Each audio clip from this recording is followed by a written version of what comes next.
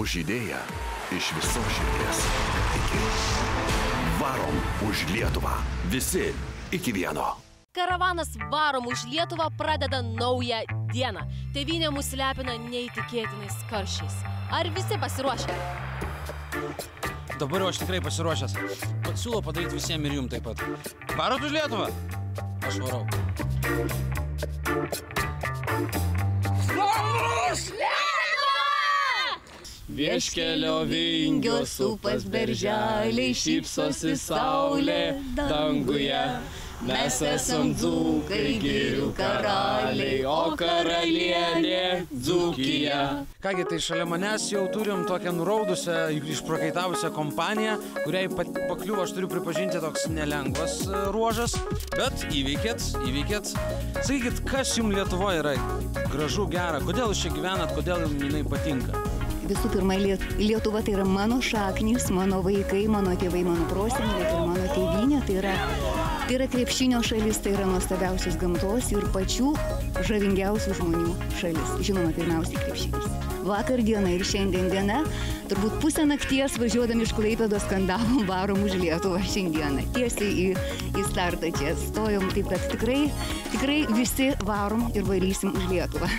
Tai kaip galima nevaryti. Šitokie žmonės, puikus draugai, gražus kraštas. Keliavęs po Europą visur buvau, bet visada džiaugiausi namo grįžęs. Bet kokį miestą Lietuvoje nuvažiuoja ir kaimelį visur kaip namuose jautiesi. Lietuvai linkėčiau turbūt labiausiai vienybės. Vienybės, stiprybės, tautos stiprybės. O, kamuolių sėkmės. Didelių pergalių. Jėgų, pasitikėjimo savimi. Daug stiprybės ir sėkmės. Esame Varėnoje ir sutikome ištikimus Varom už Lietuvą sirgalius. Kuo jūs vardu? Sonata.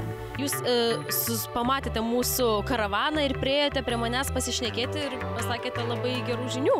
Vat neseniai tenko lankytis Maskvoje ir Lietuvos ambasadų ir ten labai palaiko visa bendruomenė, ta prasme tiek darbuotojai, tiek ir lietuvių bendruomenė ir labai palaiko Lietuvos rinktinę, dabar žiūri jaunimo, kur vyko čempionatas. Ne tik šūksniais, bet ir savo energiją perduoda Lietuvos rinktinė.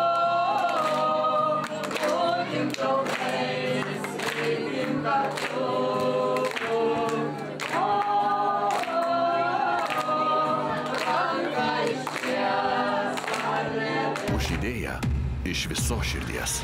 Iki.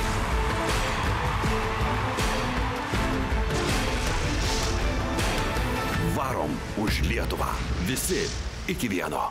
Žygį garsina TV3 ir Viasat. Žygio partneriai naujienų portalas Delfi, 20-metis Radio centras. Varom už Lietuvą.